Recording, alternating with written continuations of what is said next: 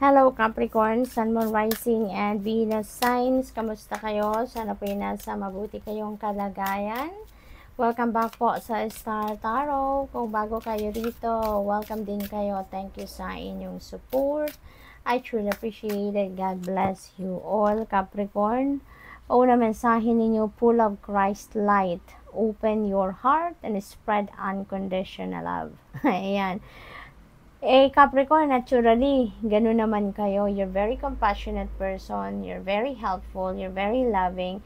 Kaya, kahit yung love, no, na pinapakita ninyo sa mga tao sa paligid ninyo, unconditional love. Hindi kayo naghihintay ng kapalit. Kung meron kayong tinutulungan, open arms. Open talaga kayo para sa pagtulong, no? At hindi kayo naghihintay ng bayad. Enlightenment, look from the highest perspective, see the divine in everyone. So Capricorn, maaring meron kayong dasal ngayon to give you enlightenment in some aspects sa buhay ninyo. And rest assured that you are getting that, no? So, maging ano lang kayo, maging bukas lang kayo sa pakikinig, no, ng inyong divine guidance. May mga intuitive messages na pinapadala sa inyo ang universe. Maybe you're being sent also mga signs, symbols, synchronicities, no, para lang na magabayan kayo at magkaroon kayo ng mental clarity. Okay? We have Unicorn Portal. Ayan, focus your light and listen for a message. Totoo, Capricorn, meron talaga kayong mga intuitive messages, no, na mapipick up sa ngayon. Listen for the message, listen with your heart. Yun din ang mahalaga. And with that, no, kapag ginawa ninyo yan, mabilis ninyong maa-access kung ano man ang mga gabay sa inyo ng Divine Universe. So, what else? We have number 47, the thinking woman. Maaaring kayo to, no, na laging nag-iisip or malalim ang iniisip or siguro nag-aaral kayo, no? At siguro meron din kayong nire-research. Maybe you are curious about something. Kaya malalim din ang iniisip ninyo. Maaaring nag-aaral kayo or maaaring naghahanap kayo ng mentor, ng teacher na makakatulong sa inyo kung ano man ang purpose ninyo dito, no? What else? We have attachment.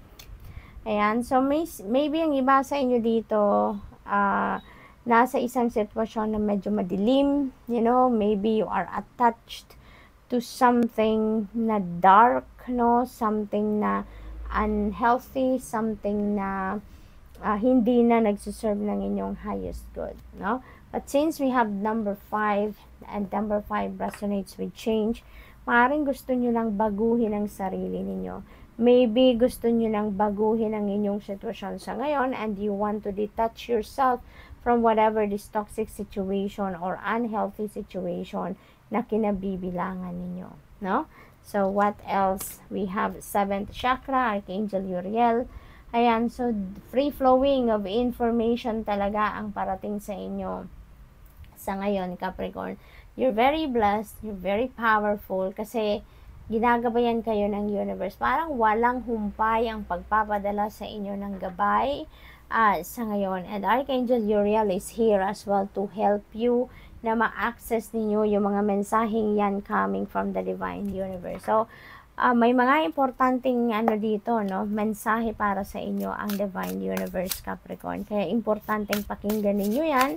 Hingi kayo ng tulong kay Archangel Uriel, no, para mas maintindihan ninyong mabuti kung ano mga mensahe na yan para sa iyo. Okay? We have 5 of Wands, conflict, no? Merong conflict kayo with other people. Siguro hindi kayo dito pinapakinggan. Maaring meron kayong gustong sabihin. Maaring nagsasalita kayo, nagsasalita din ng iba, kaya hindi kayo nagkakaroon ng pagkakataon na mapakinggan ng malinaw, no, ng ibang tao kung ano man ang concern ninyo. We have 9 of Cups. Masaya kayo, Capricorn. Magiging masaya kayo eventually. Kasi si 9 of Cups is about happiness. It's about falling in love, no? For some of you, if you're single, maaring panahon din ito para ma-in-love kayo. Magkaka-love life na siguro kayo ngayon, Capricorn, if you're single.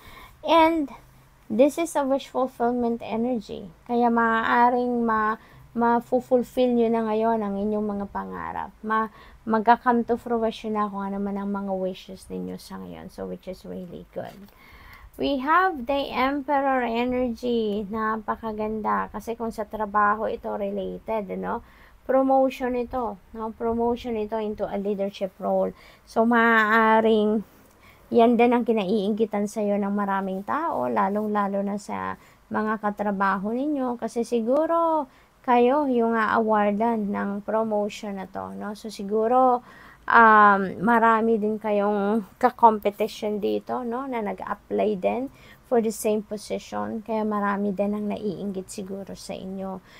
Things are going to be back in order din dito, Capricorn, kasi siguro recently busy kayo at hindi kayo makapag-focus sa mga importanteng bagay, kaya ngayon may babalik nyo na ang lahat sa order, may babalik nyo na ang lahat sa tamang kalagyan, ano? So, good luck to that. We have the High Priestess.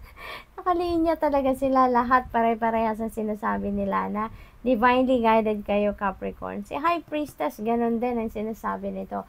Pay attention to your dreams and at the same time, pay attention to your intuition because you are divinely guided. Ginagabayan ka ng divine universe. Maraming binibigay sa inyo na inspiration, epiphanies, enlightenment, and all of that, no, to guide you kung paano ninyo ina-navigate ang inyong mga sitwasyon sa ngayon. Kaya you are so blessed. So, that's all I have for you for today. Thank you for watching. Love and light. Namaste.